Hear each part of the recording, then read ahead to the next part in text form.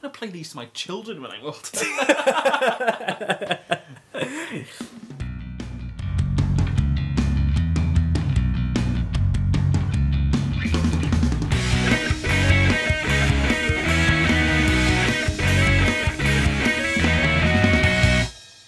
Hello there folks and welcome to the Sort of Interesting Show. I'm Dan Brown and joining me as ever is... John O'Griffith. And today we're going to talk about remote control models. They're not toys, they're models. The most obvious thing would be a remote control car, I should imagine. Yep. And not in the not too distant past, I used to race these down one of the village halls. Excellent stuff. How did that go for you? Yeah, it was fun. Used to lay a bit of carpet down and used to just make a course out of old, like, funny enough, it was old hose pipe from the fire station donated to the club. Brilliant. And we used to lay it out and make a track and just race around that all night. Excellent stuff. Yeah, it was great fun. Well, I can't claim to have had such an awesome experience with remote control cars, but like most people I imagine, I've certainly driven the old radio controlled car around the house and goodness knows where outside down the road until a terrible, terrible accident's occurred and the car's been lost forever.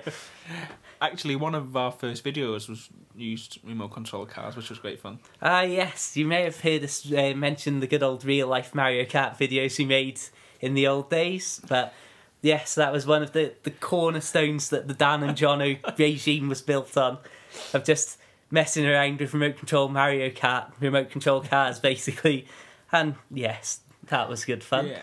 Well, I think remote controls come a long way since then. For as little as £10 now, you can get a remote control helicopter. Yes. Which is great fun to fly. Oh, you definitely. Can even, you can even fly it around your bedroom. Yeah, as we have literally only minutes ago been doing. Yes. My hairs are now a little shorter than I wanted it to be. Yes. So we just thought we'd have an episode where we just talked randomly about these remote control things, and as John has put this excellent link in here, remote control helicopters, they are the trend of the moment, and I've got to say I do think they're absolutely brilliant. As John mentions, this little one that I've got that fly around in the house, yeah. It is just great fun, and for 10 quid, I mean, you can't really fault it. Yeah. As we record this, it's just coming up to Christmas as well, so if you go into any of the discount stores like you have on your high street, they're full of them at the moment, aren't they? Yeah, oh, definitely. Everywhere you look, sky's full of them. They're blocking out the sun. If we go a few years back when remote control helicopters and things like that were not quite so prevalent and low cost, I made a poorly informed decision to buy, I'd say probably a small-sized outdoor one. And my goodness me, it cost me about 125 quid a few years ago. And I thought, wow, this is going to be the best thing ever. So first thing I did after it arrived, just take it straight out into the garden and put a bit of wood next to it to try and weigh it down so it didn't just fly off into the ether. So it was all good fun and terrifying just to literally be having it fixed to the ground, trying to test out how powerful it was going to be. Then I moved down to the end of the fields by my house and had a little fly there. Maybe took it all the way up 2 or 3 metres in the air. But then finally plucked up the courage to take it out to a big open playing field.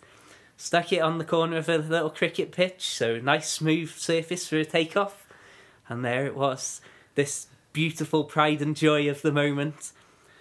I press the lever up, it starts to slowly rise into the air.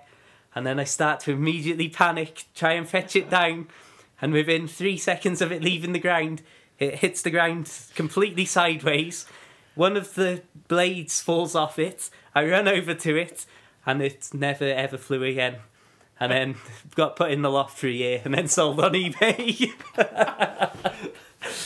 That entire experience happened in less time it took Dad to say it. I must apologise. No, not to say that you're going on and on, but it was just a very short-lived experience, wasn't it? Anyway, moving on from that. Yeah, so from one mode of aviation to another, we've also got a model plane that we're looking at, and that's quite large, isn't it? Yes, I'd say it's probably must be getting towards a metre wingspan. Yeah. It's a pretty basic one, but oh, good grief, the fun I've had trying to fly that, I'll say. No, when I first got it, some difficulties. There was snow on the ground, so had to try and throw it into the air in order to launch it, which didn't go too well, as that immediately meant that both of the polystyrene wings got bent. So then, Jono, I'll allow you to take over and tell the tale of our trying to sellotape it up. Oh, God. Oh, yeah, we went up to the field and we had a few decent goes of it. It's essentially just a polystyrene cylinder with polystyrene wings. You know, it's sculpted a bit aerodynamically, but that's about it. The engine at the very front, as you would expect, and a bit of ballast to try and keep it steady. But we stood at the top of this hill, and I think I stood at the top, you stood at the bottom. It was like 3, 2, 1, and just throw it as high as I could, and then you'd full throttle into the floor. Yes. Time and time again.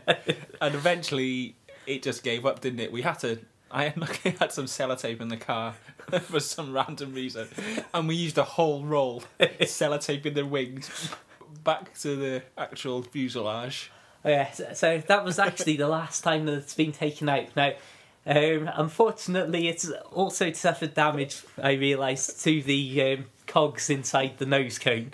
I had to take it off and try and line them up again, and it doesn't quite run as smoothly as it used to.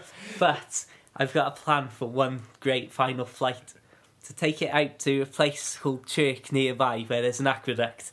So it'll be nice and high up, so that hopefully before it hits the ground we'll have actually managed to get some decent flying time in. Yeah, think dam busters. Yes. One thing as well I nearly forgot. Of one good flying experience, and I certainly label this "Don't try this at home." We once took the plane out in the night time and had to basically just go to a slight hill, park the car with the lights on full beam to try and light up the sky, and then basically throw to launch. And there's just this beautiful moment where, in the middle of just the pitch darkness, the plane flew off into the distance, all completely lit up by the headlights, and then flew out of the headlights, couldn't see a thing, didn't know where it was, and then it ended up in the ground once again. Yeah, so if you want to see some videos of me and Dan getting up to these remote control capers, then head on over to sortofinteresting.com, and we've got a few videos on there, haven't we? Yep. Yeah, if you want, you can like us on Facebook. It's just Sort of Interesting. We're both on Twitter. Yep, I am at sort_of_Dan, so that's sort of Dan. And I'm at Jono_Griffiths1. Make sure you rate us on iTunes, so it really helps us out. Until the next time, farewell. Goodbye.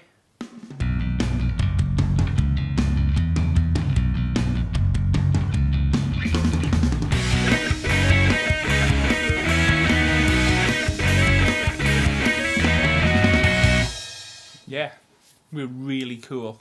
Especially us.